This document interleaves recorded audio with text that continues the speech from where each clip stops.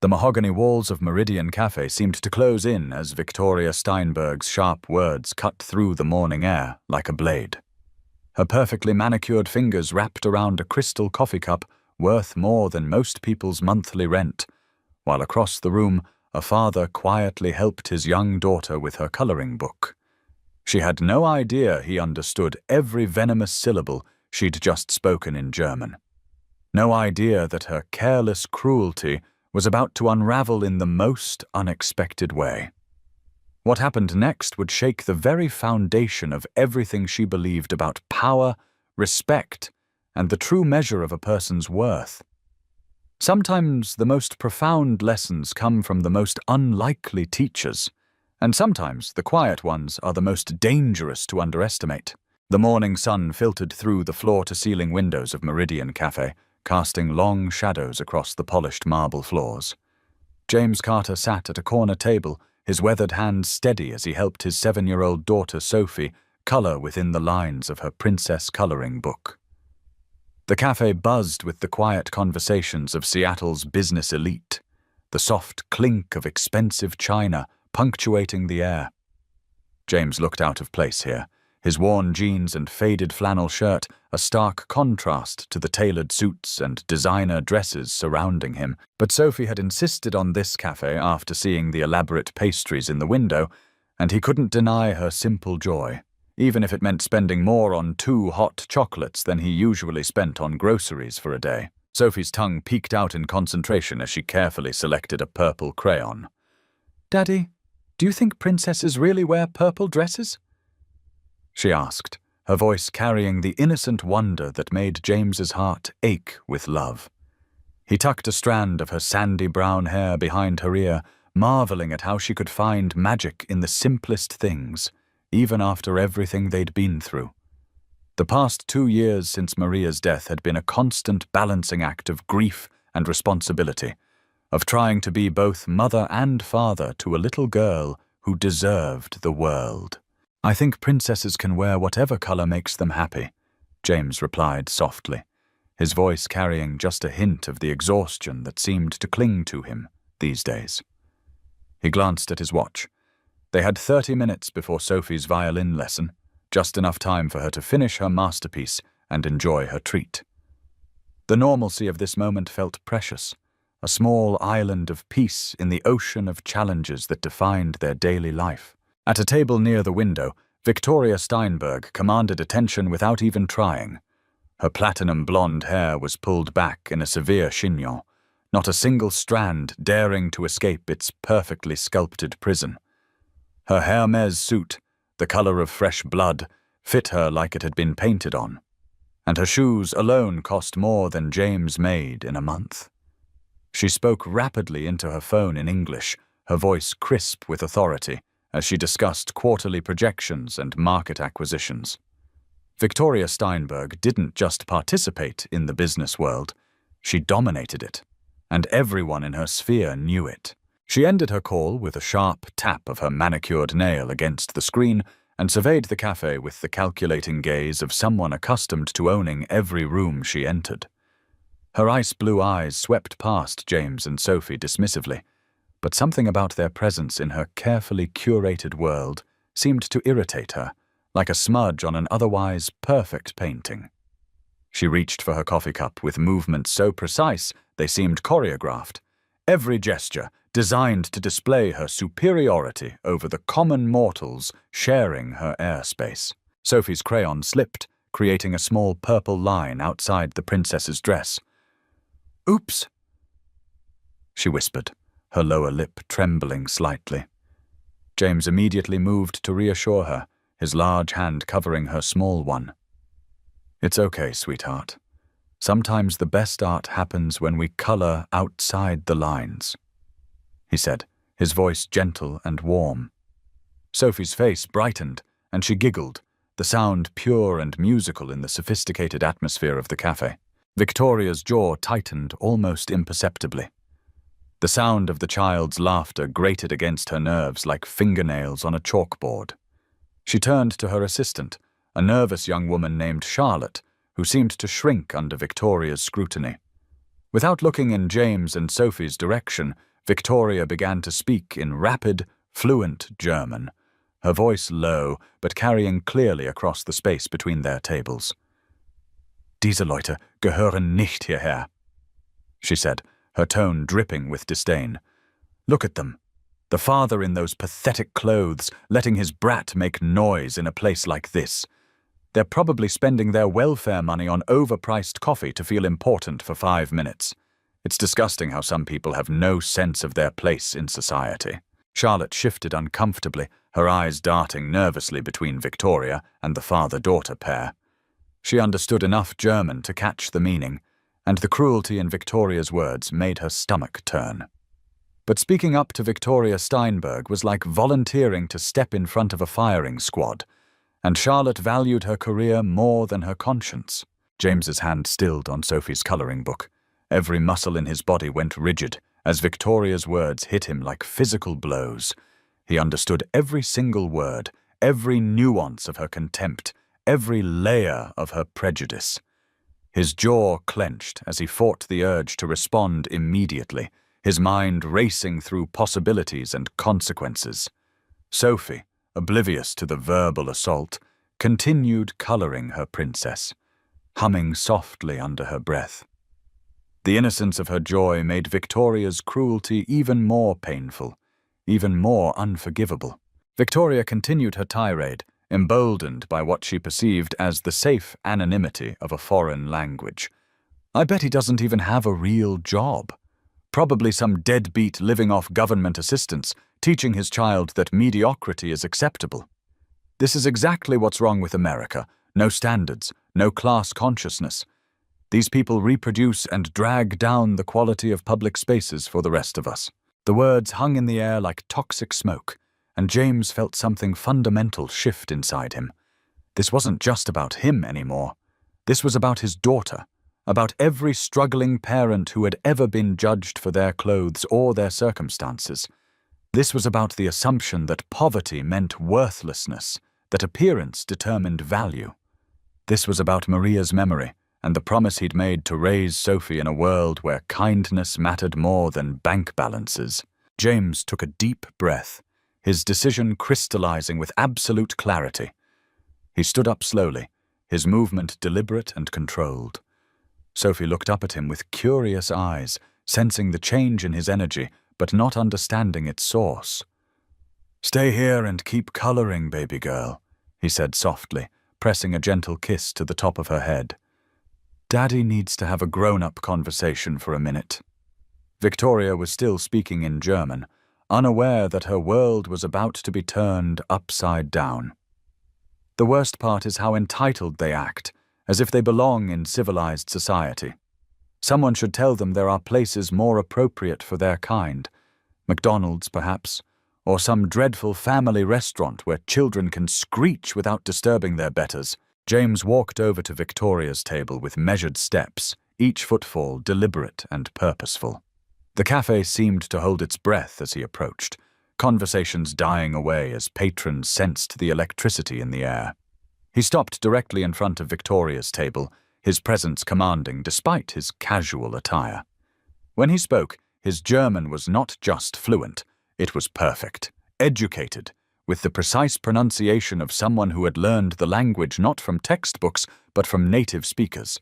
"Entschuldigen Sie," James began, his voice calm but carrying an unmistakable edge of steel.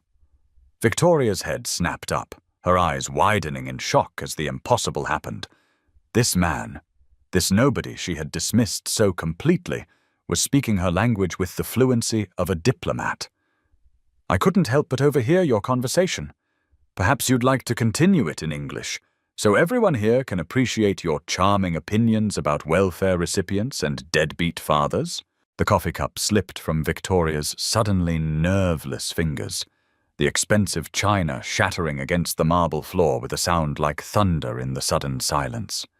Every eye in the cafe turned toward their table, drawn by the electricity of the confrontation and the shocking realization that the quiet father in the corner had just demolished Victoria's assumptions with surgical precision. Charlotte's mouth fell open in horrified fascination, while other patrons leaned forward in their seats, sensing they were about to witness something extraordinary. Victoria's face cycled through a spectrum of emotions: shock, embarrassment, anger, and something that might have been fear. She had built her empire on the foundation of being the smartest person in every room, of having information and advantages that others lacked. Now, stripped of her linguistic hiding place, she found herself exposed and vulnerable in a way she hadn't experienced in decades. Her perfectly composed facade began to crack, revealing the uncertainty beneath her armor of arrogance. I don't know what you think you heard," Victoria stammered, her usual commanding presence evaporating like smoke. She glanced around the cafe, suddenly aware that dozens of pairs of eyes were focused on their interaction, waiting to see how this drama would unfold. The power dynamic had shifted so completely that she felt dizzy with the displacement. James smiled, but there was no warmth in the expression. "Oh, I heard quite clearly. You think I'm a welfare recipient, a deadbeat father corrupting this establishment with my presence and my child's laughter. You believe we don't belong in civilized society and should confine ourselves to McDonald's and dreadful family restaurants." He paused, letting the weight of her own words settle over the suddenly silent cafe like a heavy blanket. "Would you like me to continue translating, or shall we move on to discussing why you felt comfortable making such assumptions about strangers?" The silence stretched like a taut wire, broken only by the soft scratch of Sophie's crayon against paper, as she continued coloring, blissfully unaware of the seismic shift occurring just steps away from her table. Victoria's hands trembled slightly as she reached for her napkin, her composed exterior crumbling piece by piece. She had underestimated this man so completely, so catastrophically, that she wasn't sure how to begin rebuilding her shattered confidence. "Your German is impressive," Victoria managed to say, her voice hollow and strained. She was buying time, trying to regain her footing in a conversation that had spiraled completely beyond her control. "Where did you learn to speak it so well?" James's expression didn't soften. "My wife was from Munich. We met when I was studying computer science at Technical University there on a full scholarship. I learned German because I wanted to communicate with her family, to understand the culture that shaped the woman I loved."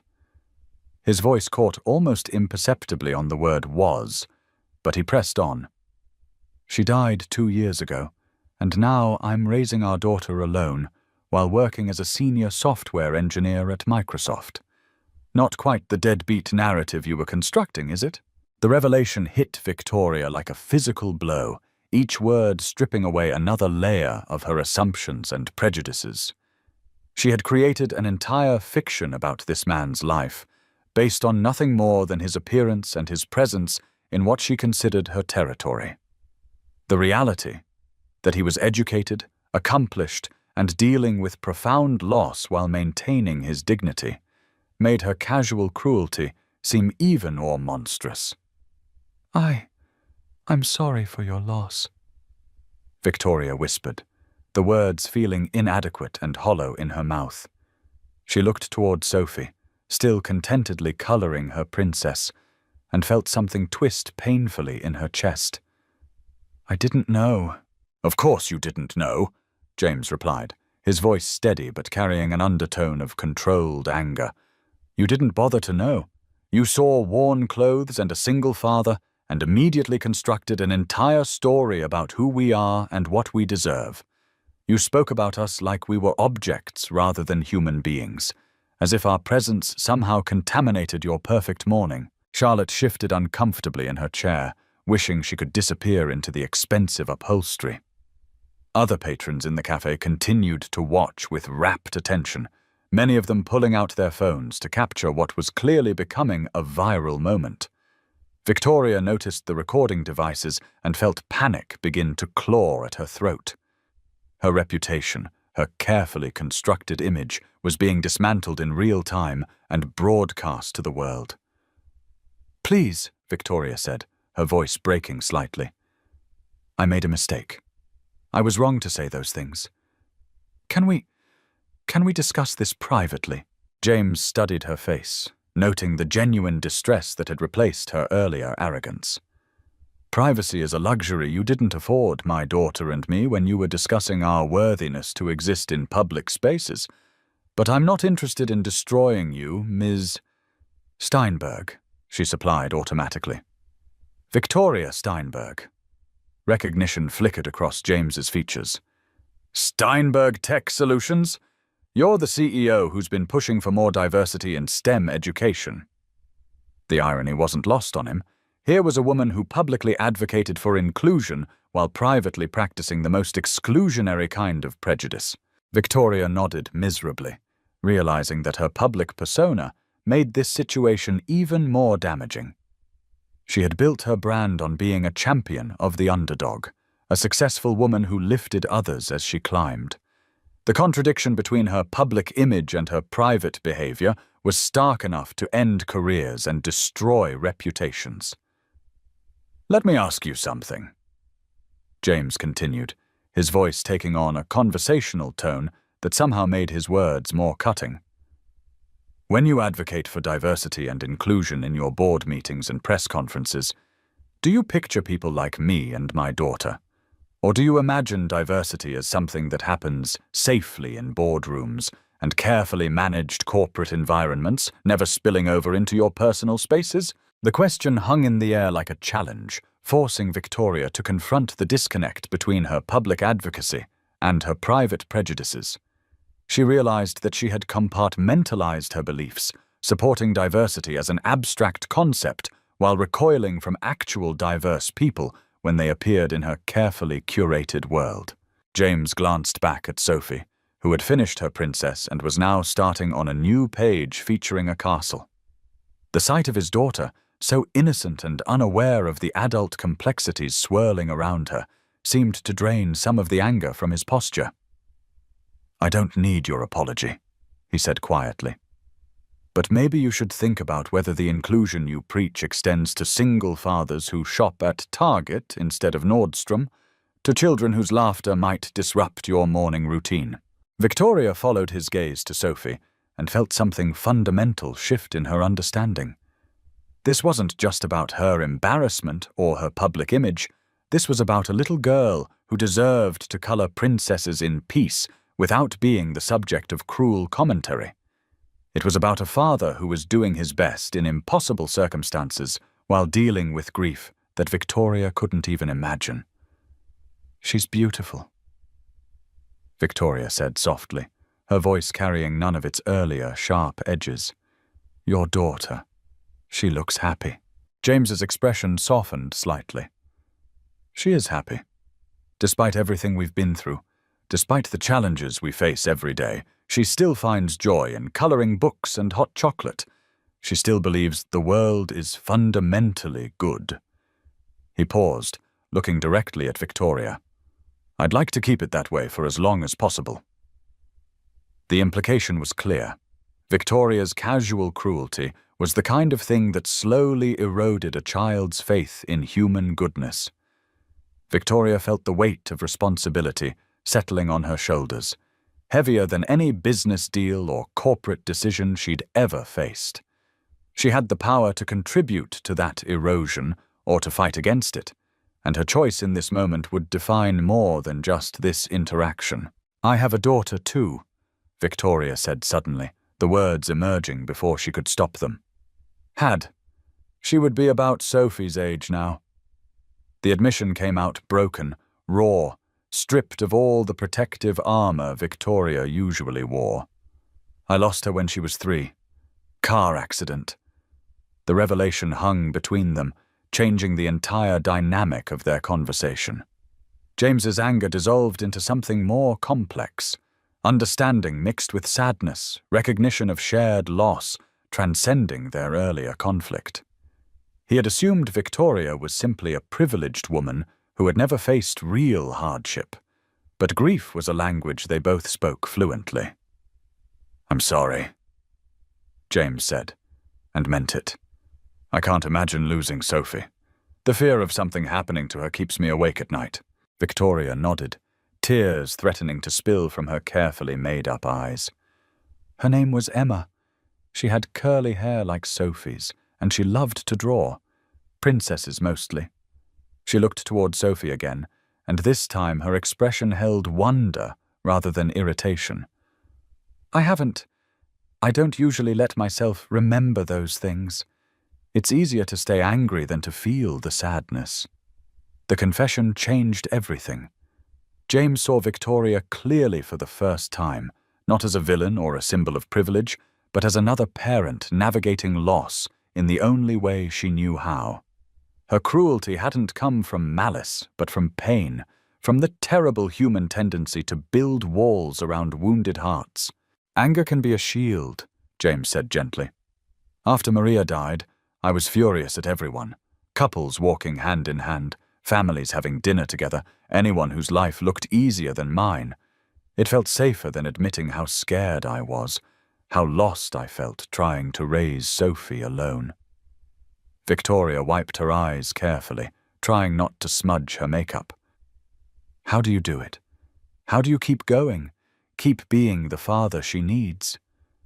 James glanced at Sophie again, drawing strength from her steady presence. One day at a time. Some days 1 hour at a time. And I remember that she deserves a father who sees beauty in the world, even when it's hard to find. He paused, studying Victoria's face. Maybe Emma would want you to see that beauty too, instead of pushing it away when it gets too close. The suggestion hit Victoria like a revelation. She had spent years building walls around her heart, creating distance between herself and anything that reminded her of what she'd lost. Her success, her carefully controlled environment, her dismissal of anyone who didn't meet her exacting standards. It had all been a way to avoid feeling the crushing weight of Emma's absence. I've forgotten how to see it, Victoria admitted, her voice barely above a whisper. The beauty, I mean. It's been so long since I let myself feel anything other than answers or ambition. When I saw Sophie laughing, it hurt. It reminded me of what I lost, and I lashed out instead of letting myself remember what I had. James nodded with understanding. Grief makes us do terrible things sometimes, but it doesn't have to define us forever.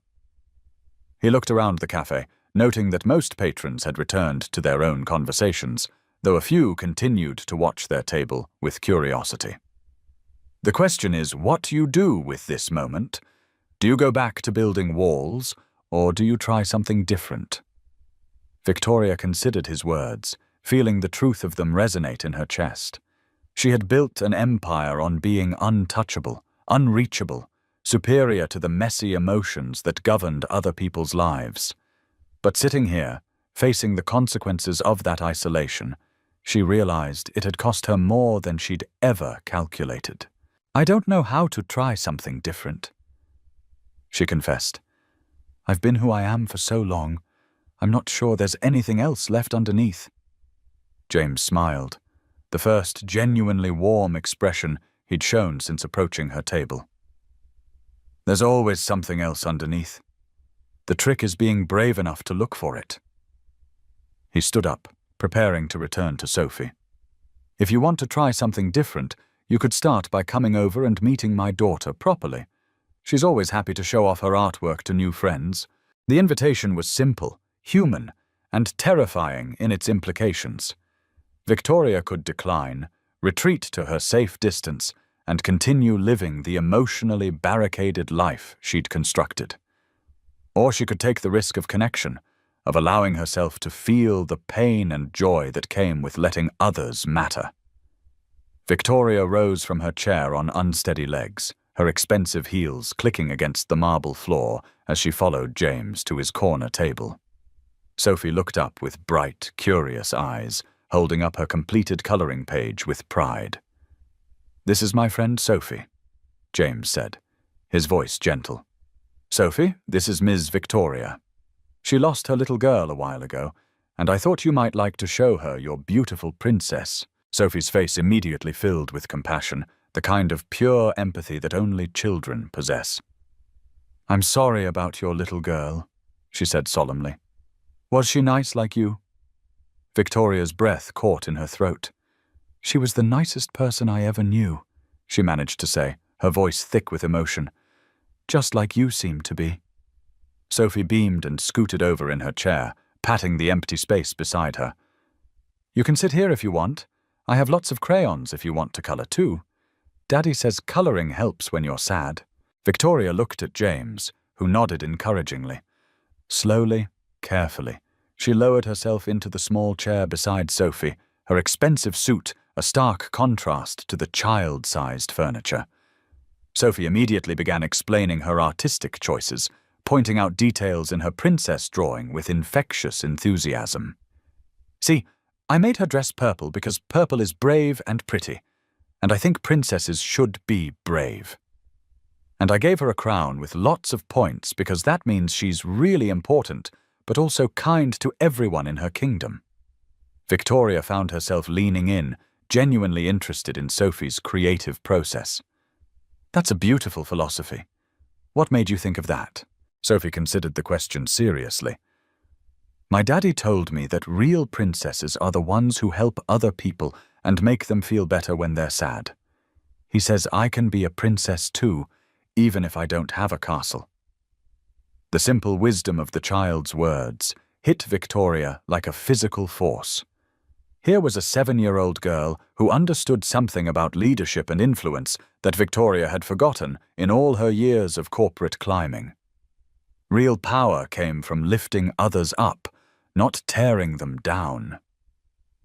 "Your daddy sounds very smart," Victoria said, glancing up at James, who was watching the interaction with cautious hope. "He is," Sophie agreed matter-of-factly. "He knows lots of languages and he can fix computers and he makes the best pancakes in the whole world. And when I have bad dreams about Mommy, he always knows how to make me feel better." Victoria's heart clenched at the casual reference to loss, at the way this little girl had integrated grief into her worldview without letting it destroy her capacity for joy. "Tell me about your Mommy," Victoria said gently. Sophie's face lit up. "She was from Germany, like the language Daddy sometimes talks to me in. She had pretty yellow hair, and she smelled like flowers, and she always sang to me before bed. Daddy says she's watching over us from heaven, and sometimes I think I can feel her hugging me." Tears rolled freely down Victoria's cheeks now, all pretense of composure abandoned. She was seeing grief through the eyes of a child who had processed loss with the help of a loving parent, rather than the isolation and bitterness that had characterized her own experience. Sophie had kept her heart open despite her pain, while Victoria had locked hers away. "She sounds wonderful," Victoria whispered. "She was, but she taught me that when someone goes to heaven, the love doesn't go away. It just changes into a different kind of love that helps us love other people better." Sophie reached out and patted Victoria's hand with small, warm fingers. "Maybe your little girl is helping you learn to love people better too." The words were so profound, so absolutely perfect, that Victoria couldn't speak for several moments. This child, who had every reason to be bitter about loss and hardship, was offering comfort and wisdom to a woman who had attacked her family an hour earlier. It was a masterclass in grace that put Victoria's years of business school and corporate training to shame. James pulled out a chair and sat down across from them, his expression soft with pride and love as he watched his daughter work her magic on a broken adult. This was Sophie's gift, her ability to see past surfaces to the hurt underneath, to offer healing without judgment or condition. "Would you like to color with us?" Sophie asked, offering Victoria a fresh page from her coloring book. "This one has a queen in it. I think you might like queens better than princesses because you seem like someone who makes important decisions." Victoria accepted the coloring page with hands that shook slightly. "I haven't colored since—" she began, then stopped. She hadn't colored since Emma died, hadn't allowed herself any activity that might bring back memories of quiet afternoons spent creating art together. "It's okay if you forgot how." Sophie said kindly. I can teach you. The most important thing is to have fun and not worry about staying inside the lines. Sometimes the best parts happen when you color outside them.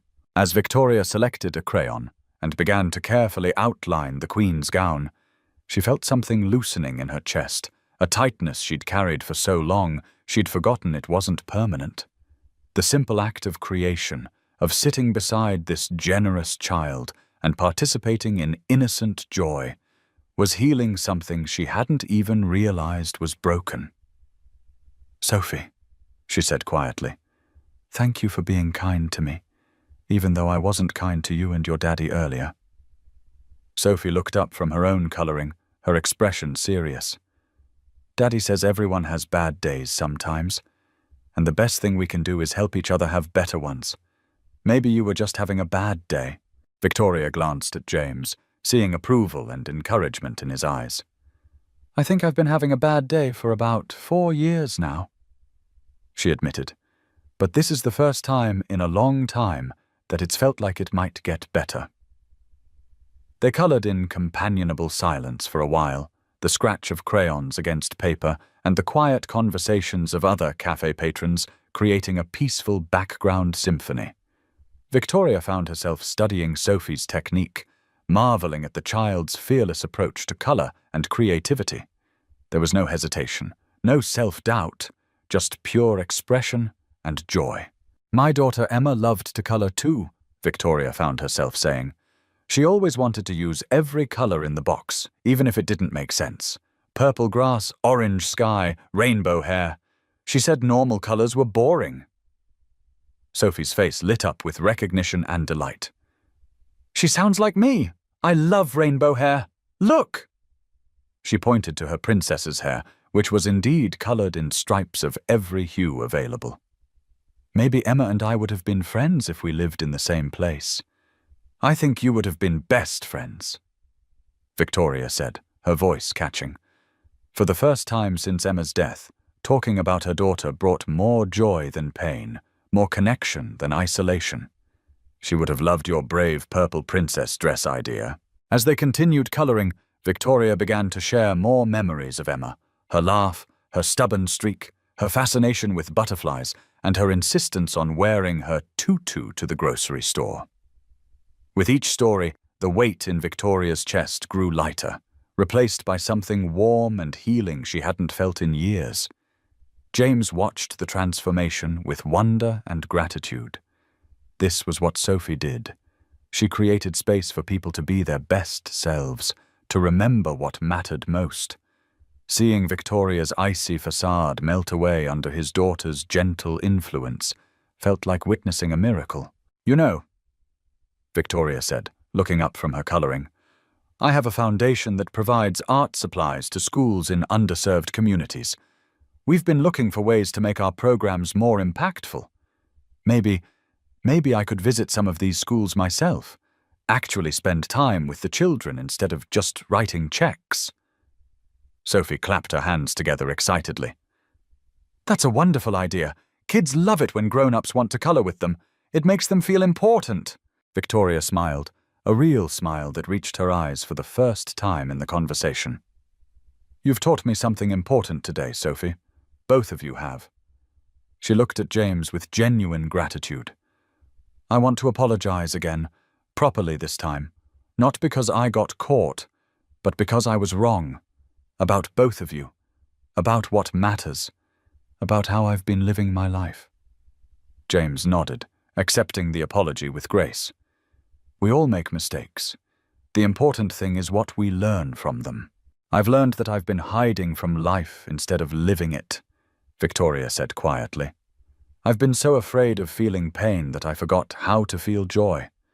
Watching Sophie, listening to her talk about her mother and about love that changes but never goes away, it reminds me that Emma wouldn't want me to shut out the world. She'd want me to find ways to keep sharing love, even after she's gone. Sophie reached over and squeezed Victoria's hand. I think Emma is happy that you're learning to love people again, and I think she'd like that you're going to help kids with art, because art makes everyone happy. Victoria squeezed back, marveling at the warmth and acceptance in this child's touch. Would you mind if I came back here sometimes? Maybe we could color together again." "Yes," Sophie exclaimed, "and maybe next time you could tell me more stories about Emma, and I could tell you more about my mommy. Daddy says sharing good memories makes them stronger." "I would love that," Victoria said, and meant it completely. James checked his watch and reluctantly stood up. "We should get going, sweetheart. Your violin lesson starts in 15 minutes. Sophie carefully gathered her crayons and tore out the page she'd been working on, handing it to Victoria. "This is for you to remember today," she said solemnly. "And to remember that there are lots of people who want to be your friend if you give them a chance." Victoria accepted the drawing with hands that trembled slightly, studying the brave purple princess with her rainbow hair and kind smile. "This is the most beautiful gift anyone has ever given me," she said truthfully. "I'll treasure it always." As James helped Sophie pack up her art supplies, Victoria stood and smoothed her skirt. But the gesture felt different now, less about maintaining armor and more about preparing to rejoin the world as a different version of herself. "James?" she said quietly. "I meant what I said about the foundation. If you're ever interested in consulting work, or if you know of programs that need support, I hope you'll reach out. I think I have a lot to learn about what really makes a difference." James smiled and pulled a business card from his wallet. "I'd like that. And Victoria, thank you for letting Sophie teach you something today. She has a gift for helping people remember what's important." Victoria looked down at the little girl who had changed her entire perspective in the span of an hour. "The gift runs in the family, I think." As James and Sophie headed toward the door, Sophie turned back and waved enthusiastically. "Bye, Victoria. Don't forget to color outside the lines sometimes." Victoria waved back, watching them go with a mixture of sadness and hope. The cafe felt different now, warmer, more welcoming, full of possibilities she hadn't noticed before. She looked down at Sophie's drawing, then at her own half-finished queen, and made a decision. Instead of leaving immediately, Victoria sat back down and picked up her crayon. She began adding unexpected touches to her queen, a rainbow crown, purple shoes, a smile that reached all the way to her eyes. For the first time in 4 years, she colored outside the lines intentionally, joyfully, in honor of Emma and in gratitude to a 7-year-old girl who had reminded her how to hope. When she finally stood to leave, Victoria felt like a different person than the one who had walked into Meridian Cafe that morning. The expensive suit was the same. The heels were just as impractical, but something fundamental had shifted in how she inhabited her own life. She had been reminded that true power came not from the ability to diminish others, but from the courage to let others matter, to let them change you, to let them teach you how to be human again. As she walked past the corner table where James and Sophie had sat, Victoria made a silent promise to Emma and to herself. She would find ways to honor her daughter's memory through connection rather than isolation, through building others up rather than tearing them down. She would remember that everyone she met was fighting battles she knew nothing about, carrying losses and hopes and dreams that made them infinitely more complex than their surface appearances suggested. Outside the cafe, the Seattle morning felt different, brighter, more full of potential. Victoria pulled out her phone and, instead of immediately diving back into work emails, she did something unprecedented. She called her assistant and cleared her schedule for the rest of the morning, then walked to the nearest park and sat on a bench, just watching parents play with their children and remembering what it felt like to believe in the fundamental goodness of human nature. The drawing was still clutched in her hand, a tangible reminder that sometimes the most profound transformations begin with the simplest acts of grace. A coloring book, a kind word, a child's wisdom, a father's courage to demand better. These small things had the power to crack open even the most carefully guarded heart and let the light back in. Victoria Steinberg had learned something that morning that no MBA program could teach. The true measure of success wasn't in the walls you built or the people you kept out, but in your willingness to be changed by unexpected teachers and to find your way back to the person your loved ones always knew you could be. 3 weeks later, Victoria stood outside the Roosevelt Elementary School in a neighborhood she had never visited before, clutching a box of art supplies and fighting the familiar urge to retreat to her safe, controlled world. The building was older than the schools her foundation typically supported, with faded brick walls and playground equipment that had seen better decades. But inside those walls were children who needed what she could offer, and more importantly, children who could teach her things no boardroom ever could. She had called James the day after their cafe encounter, her voice uncertain as she asked about his consulting offer and his knowledge of local schools. He had listened patiently as she explained her new vision for hands-on involvement, never once reminding her of the cruel assumptions she had made about his own circumstances. His grace in that conversation had been almost as humbling as his daughter's wisdom. Now, as she pushed through the heavy school doors, Victoria felt the same nervous energy she had experienced before her first corporate presentation decades ago. But this time, the stakes felt more personal, more meaningful than any quarterly report or acquisition deal. This time, she was risking something more valuable than money or reputation. She was risking her carefully protected heart. The hallway buzzed with the controlled chaos of an elementary school afternoon. Children's artwork covered every available wall space, their bold colors and uninhibited creativity a stark contrast to the muted sophistication of Victoria's usual environment. She paused in front of a display titled My Family, and found herself studying each drawing with the intensity she once reserved for financial projections. Here was a child's interpretation of love, loss, joy, and belonging, rendered in crayon with an honesty that corporate art could never achieve. Ms. Steinberg? A warm voice broke through her contemplation. Victoria turned to see a woman in her 50s approaching, her smile genuine and welcoming, despite her obviously worn clothes and tired eyes. "I'm Janet Rodriguez, the art teacher. We're so excited you're here today." Victoria shook Janet's hand, noting the paint stains on her fingers and the genuine enthusiasm in her expression. "Thank you for having me. I have to admit, I'm a little nervous.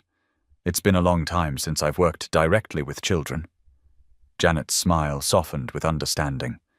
The children have a way of making you forget to be nervous. They're just excited that someone wants to create art with them. Many of them don't get that kind of attention at home. As they walked toward the art room, Janet explained the challenges her program faced: limited supplies, overcrowded classes, children who arrived hungry and left to empty homes. Victoria listened with growing amazement at how this teacher continued to provide joy and creative outlet despite obstacles that would have crushed most people. Here was someone who truly understood what mattered, who had dedicated her life to nurturing beauty in unlikely places. "Many of our students come from single-parent homes," Janet continued, unaware of how deeply her words resonated with Victoria's recent experiences. "Some of them are dealing with loss, divorce, financial stress. Art becomes their safe space, their way of processing emotions they might not have words for yet." Victoria thought of Sophie's Purple Princess, of the way that little girl had used creativity to make sense of her mother's absence, while still maintaining faith in goodness and beauty. She began to understand that what she was about to witness wasn't just art class. It was healing in action, resilience being built one crayon stroke at a time. The art room was a riot of color and possibility. 23 third graders sat at paint-splattered tables, their faces bright with anticipation, as Janet introduced their special guest. Victoria felt their curious eyes studying her expensive clothes and perfect hair, and for a moment she wondered if she looked as out of place to them as James had seemed to her in the cafe. "This is Ms. Victoria," Janet announced. She wanted to come color and paint with you today because she loves art, and she thinks you're all amazing artists." A small boy with serious dark eyes raised his hand. "Are you famous?" he asked, with the directness that only children possess. Victoria considered the question carefully. "Some people know who I am because of my job," she said honestly. "But I'm here because I want to learn from all of you. I think you might be better artists than I am." The children giggled at this possibility, and Victoria felt some of her nervousness begin to dissolve. She took the empty seat Janet indicated, finding herself between a girl with pigtails who was already covered in blue paint and a quiet boy who kept glancing at her with shy curiosity. "What are we creating today?" Victoria asked the girl beside her, whose name tag read Maria. "We're painting our safe places," Maria explained, her brush dripping with cerulean blue. "Mine is my grandmother's kitchen because it always smells like cookies, and she tells me stories about when my mom was little." Victoria's throat tightened unexpectedly. The simple honesty of the child's answer, the way she had immediately identified love and connection as the defining characteristics of safety, reminded Victoria of conversations with Emma about their favorite places in their old house. Emma's bedroom with its butterfly wall decals, the reading nook where they had shared countless stories. "That sounds wonderful," Victoria managed. "Your grandmother sounds very special." "She is?" Maria agreed, adding swirls of yellow to her painting. "What's your safe place?" The question hung in the air as Victoria contemplated her answer. For years, she would have described her office or her penthouse apartment, places where she could control every variable and exclude anything that threatened her emotional equilibrium. But sitting here, surrounded by children who understood instinctively that safety came from love rather than luxury, she realized those places had never been truly safe at all. "I'm still figuring that out," Victoria admitted. "But I think it might be places where people are kind to each other, where they create beautiful things together." Maria nodded approvingly and continued painting, apparently satisfied with this answer. The boy on Victoria's other side, whose name tag identified him as David, had been listening to their conversation while working on his own painting, a detailed rendering of a baseball field complete with tiny figures in the stands. "My safe place is when my dad comes to my games," David said quietly, not looking up from his work. "He works 2 jobs, but he still comes when he can. He always sits in the same spot and waves at me." Victoria studied David's painting with new eyes, seeing the love and longing embedded in every careful brushstroke. This was a child who understood that presence was more valuable than presence, that showing up mattered more than material comfort. She thought of James, working as both mother and father to Sophie, while dealing with his own grief, still finding ways to make his daughter feel loved and valued. "Your dad sounds like a hero," Victoria said softly. David finally looked up at her, his young face serious. "He says regular people can be heroes too, if they take care of the people they love." The wisdom of children continued to astound Victoria. Here was another profound truth delivered without pretension or agenda. Heroism wasn't about grand gestures or public recognition, but about the daily choice to show up for the people who mattered most. As the afternoon progressed, Victoria found herself drawn into conversation after conversation with children who had experienced more hardship than many adults she knew, yet who approached life with an optimism and creativity that put her years of cynicism to shame. There was 8-year-old Carmen, whose father had been deported, but who painted rainbows because sad colors don't help anybody feel better. There was Marcus, living with his grandmother since his mother's death, who created elaborate fantasy worlds where families never had to say goodbye. Each child's story chipped away at Victoria's remaining emotional armor, revealing the hollow inadequacy of the life she had constructed in the wake of Emma's death. These children faced daily challenges that dwarfed most corporate crises, yet they continued to create. to hope, to find beauty in unexpected places. They had learned what Victoria had forgotten. That vulnerability wasn't weakness, but the foundation of genuine strength. When it came time for Victoria to create her own painting, she found herself staring at the blank canvas with the same paralysis she had felt at the cafe. What was her safe place? What images would capture the complex truth of who she was becoming rather than who she had been? Sometimes it helps to close your eyes and think about when you felt the happiest, suggested a girl named Isabella, whose own painting featured a house surrounded by sunflowers. Then you paint that feeling. Victoria closed her eyes and let her mind wander.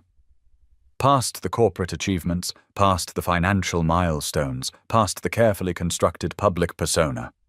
She found herself remembering Emma at 3 years old, sitting in their garden and insisting on planting flowers in completely random patterns because nature doesn't care about staying in lines, Mama. When Victoria opened her eyes, her hand seemed to move without conscious direction.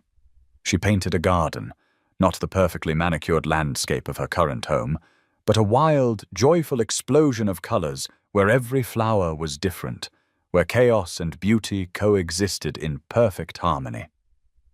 In the center, she added a small figure with curly hair and a rainbow dress, arms stretched wide as if embracing the entire world. "That's beautiful," Maria said, peering over Victoria's shoulder. "Is that your little girl?" Victoria nodded, not trusting her voice for a moment. "Her name was Emma. She died when she was very small, but she taught me that the best art happens when you're not afraid to make mistakes." "Like coloring outside the lines?" David asked, remembering their earlier conversation about safe places. "Exactly like that," Victoria confirmed, smiling through tears that felt healing rather than painful. She would have loved meeting all of you. She would have wanted to paint flowers and rainbows and stories about brave princesses. As the class period drew to a close, Janet asked each child to share something about their painting with the group. Victoria listened with growing amazement as each young artist explained their creative choices with the same seriousness and insight she had once reserved for business presentations. These children understood instinctively what she had spent years forgetting, that art wasn't about perfection, but about truth, not about impressing others, but about expressing the authentic self. When it was Victoria's turn to share, she stood before the class holding her painting with hands that no longer trembled with nervousness, but with anticipation. "I painted a memory of my daughter, Emma, and the garden we planted together. She taught me that some of the most beautiful things happen when we stop trying to control everything and just let love grow wherever it wants to." The children applauded with the same enthusiasm they had shown for their classmates, accepting Victoria's story as naturally as they had shared their own. In their eyes, she wasn't a CEO or a billionaire or someone to be intimidated by. She was simply another person learning to make sense of the world through color and creativity. After the students had cleaned up and been dismissed, Victoria remained in the classroom, helping Janet organize supplies and process the afternoon's experiences. The teacher had watched Victoria's transformation throughout the session with the knowing eyes of someone who had seen art work its magic countless times before. "You're a natural at this," Janet said, stacking painted canvases to dry. "The children responded to you immediately. They could sense your sincerity." Victoria looked around the room, taking in the cheerful chaos of a space dedicated to nurturing creativity. "I had forgotten what it felt like to create something just for the joy of it, without worrying about outcomes or judgments. These children reminded me of parts of myself I thought were lost forever." Janet smiled, recognizing the signs of someone whose life had been changed by unexpected teachers. They have that effect on people. Children see straight through to what matters most. They don't care about your bank account or your job title. They just want to know if you're going to be kind, if you're going to pay attention to what they have to show you. As Victoria prepared to leave, several children ran up to her with their paintings, eager to give her their artwork as gifts. Maria pressed her blue and yellow safe place painting into Victoria's hands.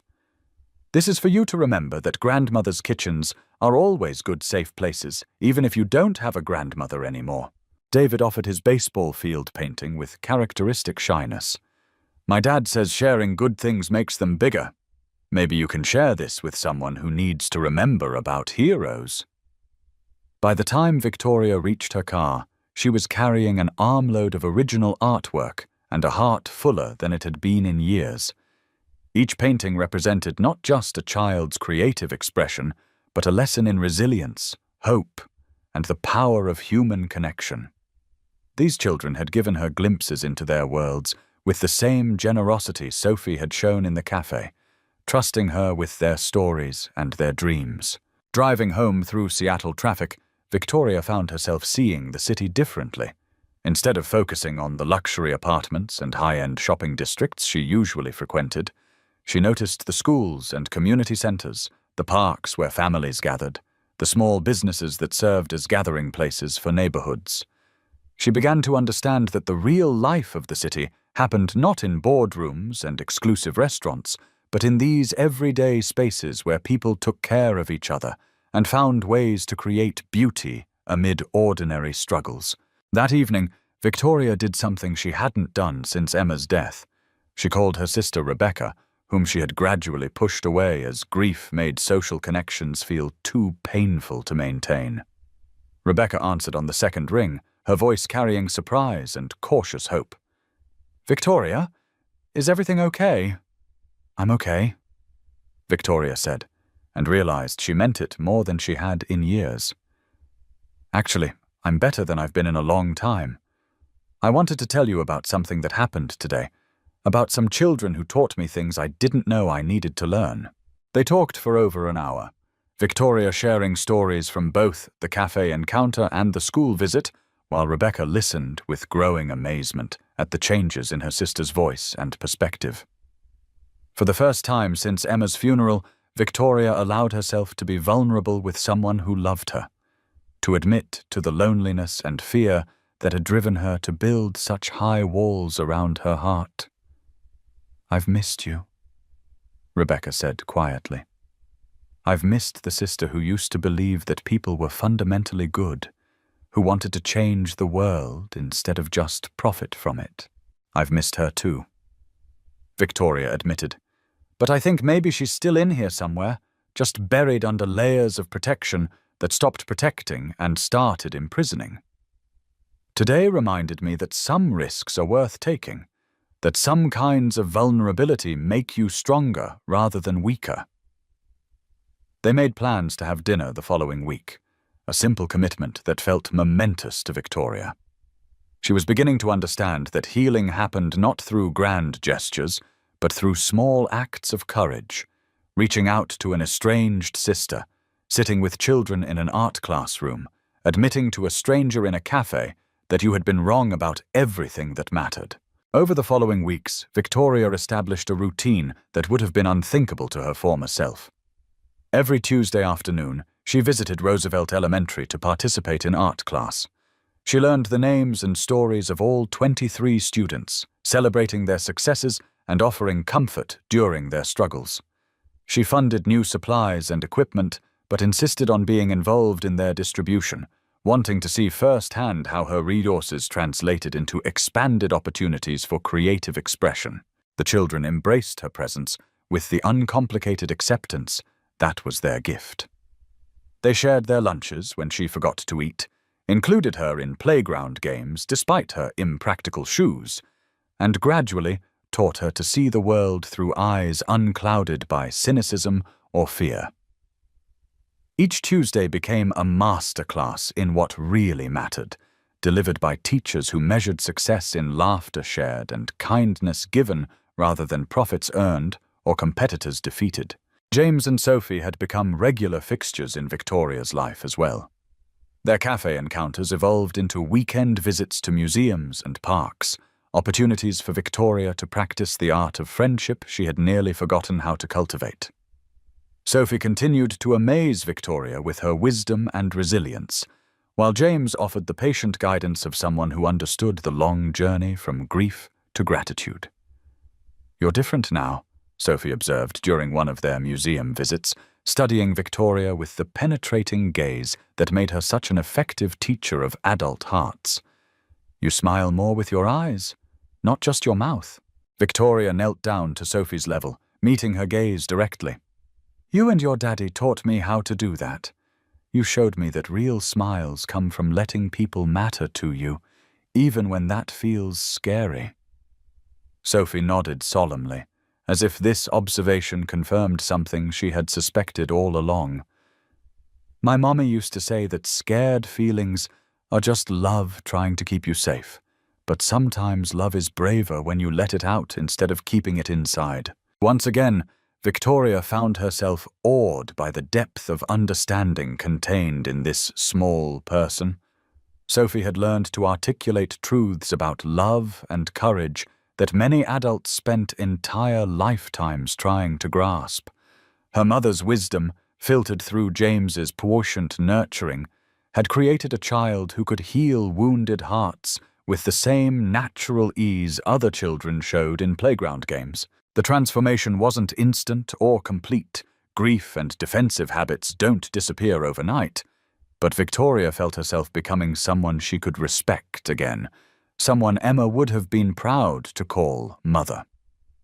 She began restructuring her business practices to align with her evolving values, implementing programs that prioritized employee well-being alongside profit margins, establishing partnerships with organizations that supported struggling families rather than simply maximizing shareholder returns. Her board of directors initially resisted these changes, viewing them as sentimental weakness that would compromise their competitive edge. But Victoria's new approach began generating the kind of positive publicity and employee loyalty that translated into sustainable success. Workers who felt valued and supported became more creative and productive. Customers responded positively to a company that demonstrated genuine care for community welfare. The business thrived, even as it evolved to embody principles beyond pure capitalism. 6 months after that pivotal morning in Meridian Cafe, Victoria stood before a packed auditorium delivering a keynote address to a conference of business leaders. But instead of discussing market strategies or acquisition targets, she spoke about the lessons she had learned from a 7-year-old girl and her father, about the children at Roosevelt Elementary, who had taught her that true success was measured not in dollars accumulated, but in lives touched, not in competitors defeated, but in communities strengthened. "I spent years believing that power meant the ability to control outcomes, to insulate myself from uncertainty and pain," she told the audience of executives and entrepreneurs. "But real power, the kind that actually changes the world, comes from the courage to be changed by it. It comes from admitting when you've been wrong, from letting unlikely teachers show you better ways to live, from choosing connection over protection, even when that choice makes you vulnerable." The response was mixed. Some attendees dismissed her message as naive idealism, while others approached her afterward to share their own stories of transformation and redemption. Victoria realized she no longer needed universal approval or understanding. She had learned to derive satisfaction from living according to her values rather than from managing others' perceptions of her success. After the conference, Victoria drove directly to Roosevelt Elementary for her regular Tuesday afternoon art session. The familiar chaos of children's voices and the smell of tempera paint welcomed her like an embrace. These weekly visits had become her anchor, the place where she remembered who she was choosing to become rather than who she had been. "Ms. Victoria!" Maria called out, running to hug her legs with paint-covered hands. "Wait until you see what I painted today. It's a picture of all my safe places together. My grandmother's kitchen and our classroom and the park where my dad pushes me on the swings." Victoria admired Maria's latest creation, marveling at how this 8-year-old had intuitively understood something it had taken Victoria decades to learn, that safety wasn't a single location, but a network of relationships, a collection of moments when love made itself visible through attention and care. As she settled into her seat between familiar young artists, Victoria reflected on the journey that had brought her to this paint-splattered table. 6 months ago, she had been a woman so armored against pain that she could only see the world in terms of threats to be neutralized or advantages to be exploited. Now she was someone who looked forward to Tuesday afternoons with the same anticipation she had once reserved for major business deals, someone who measured her days by the smiles earned and the hearts opened rather than the profits generated.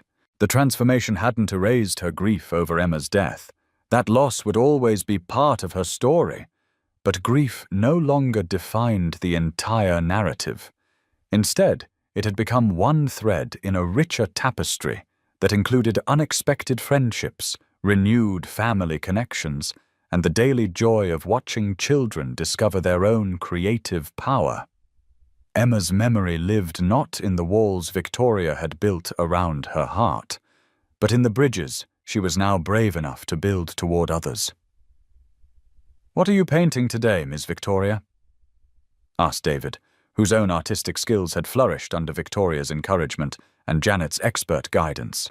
Victoria looked at her blank canvas and smiled, no longer paralyzed by the infinite possibilities it represented. "I think I'm going to paint a story," she said, picking up her brush with the confidence of someone who had learned that the most beautiful art emerged not from perfection, but from the willingness to begin again, to color outside the lines, to trust that mistakes could become masterpieces in the hands of patient love. The afternoon sun streamed through the classroom windows, illuminating the faces of children who had become her teachers, transforming an ordinary Tuesday into another opportunity to practice the art of being fully, courageously human. Victoria began to paint, adding her voice to the symphony of creativity that filled the room, grateful beyond measure for the unexpected grace that had brought her home to herself through the wisdom of a child, the courage of a grieving father, and the endless possibility of second chances freely given and humbly received.